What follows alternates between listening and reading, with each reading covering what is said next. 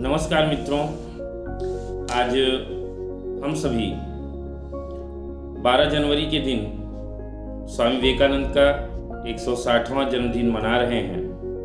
स्वामी विवेकानंद का जन्मदिन प्रत्येक वर्ष राष्ट्रीय युवा दिवस के रूप में मनाया जाता है और ऐसा इसलिए किया जाता है कि उन्होंने अपना संपूर्ण जीवन केवल युवावस्था तक ही जिया और उस दौरान उन्होंने बहुत से ऐसे महान कार्य किए जो कि एक युवाओं के लिए सदैव मार्गदर्शन करता रहेगा।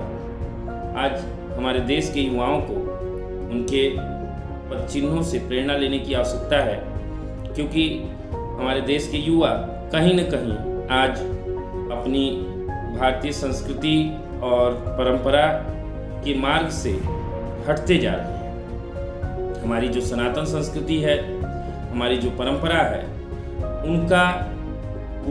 उनको उस तरह का महत्व नहीं दे पा रहे हैं, क्योंकि कारण यह है कि उसकी गहराई में नहीं उतर पा रहे हैं और न उसे समझ पा रहे हैं। ऐसे समय में हमें विवेकानंद जी के मार्ग को अपनाने की आवश्यकता है और युवाओं को एक बार उनके बारे में पढ़ें, उनके विचारों को पढ़ें, उनके विचारों को समझें। निश्चित रूप से आपके जो विचारधारा है उसमें परिवर्तन आएगा।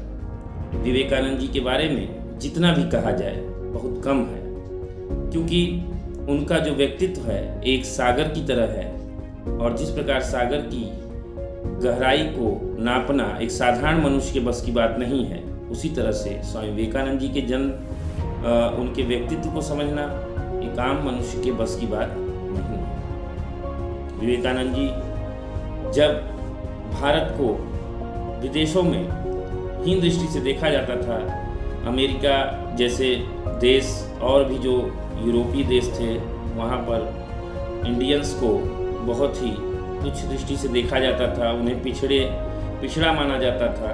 कारण ये था कि उस समय अंग्रेज़ों का भारत पर शासन था, अंग्रेज़ों ने भारत को गुलाम बना लिया था।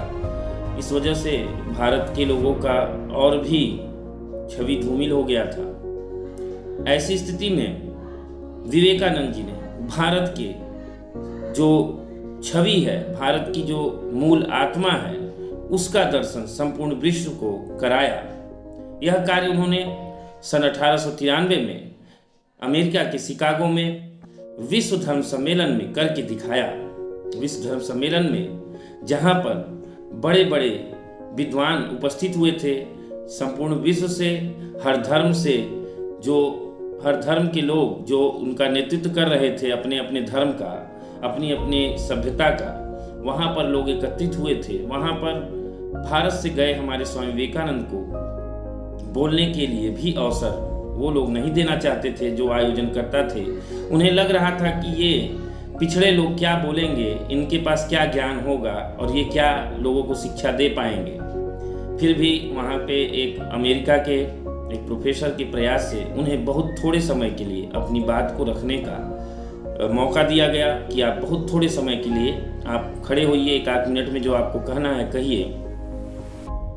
वैसे तो कहा जाता है कि उन्हें शून्य समय दिया गया। शून्य समय मतलब आप समझ सकते हैं कि बहुत अल्प समय मान के चलिए, उसको हम मानते हैं कि एक आध मिनट का समय कहा होगा कि 1 मिनट में आप जो अपनी बात कहना है कह लीजिए, उसके बाद आप हटिए यहाँ से। फिलहाल उन्होंने वह स्वीकार किया और वो जैसे ही मंच पर खड़े हुए, उनका पहला शब्द था my American brother and sister. इतना सुनते ही पूरा सभा तालियों की गूंज से गुंजायमान हो गया। उसका सबसे मुख्य कारण था कि अभी तक जितने लोग गए थे सभी का पहला लाइन था लेडी एंड जेंटलमैन। तो लेडीज एंड जेंटलमैन में कोई रस नहीं है, कोई प्रेम नहीं है, कोई सौहार्द वहाँ पे नहीं समझ में आता। लेकिन मेरे प्यारे भाई बहन, शब्द ही बहुत बड़ा शब्द होता है। पहली बार विश्व की धरती पे किसी दूसरे देश में जाकर किसी व्यक्ति ने इस तरह के शब्दों का प्रयोग किया। इसे सुनते ही सबके हृदय में एक अलग भावना का संचार हुआ और सभी समझ गए कि यह कोई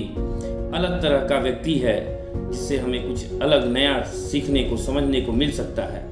उसके बाद उन्होंने जब बोलना शुरू किया तो लोग सुनते ही सब अवाक रह गए। उनकी भाषा, उनका बोलने का तरीका और साथ में हमारी भारतीय संस्कृति की जो बातें हैं, जो हमारा आध्यात्मिक जो धन है, हमारा जो अध्यात्म है, उसको उन्होंने सब में बांटा।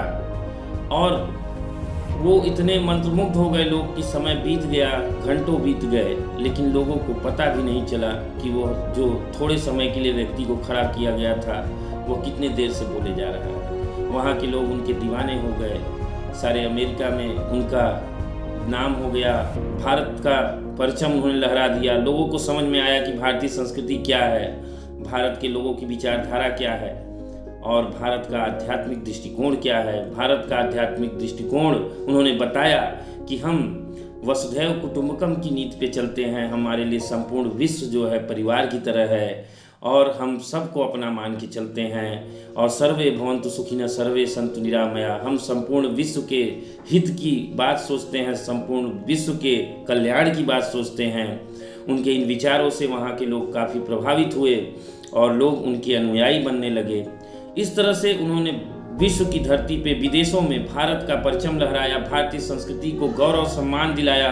वह गौरव जो बहुत दिनों से लुप्त होता जा रहा था, उन्होंने एक बार फिर से पुनर्जीवित कर दिया लोगों के मनों में। यह हमारे लिए बहुत गौरव की बात है। ऐसा महान कार्य करने वाला अभी तक वर्तमान में जो उनके बाद से कोई ऐसा नहीं हुआ जो उस तरह के विचारों को लोगों तक पहुंचा पाए। और स्वामी विवेकानंद जी का जो मानना था कि वे ऐसे समाज की कल्पना करते थे जहां पर बिना किसी जाति और धर्म के भेद के सभी मनुष्यों को समान दर्जा प्राप्त हो। और आज वो हमारे बीच बिल्कुल मान लीजिए भले ही नहीं है, लेकिन उनके विचार हम लोगों के बीच में हैं। वे अपने विचारों के माध्यम से हम लोगों के बीच में उपस्थित हैं और सदैव हम लोगों का मार्गदर्शन करते रहेंगे।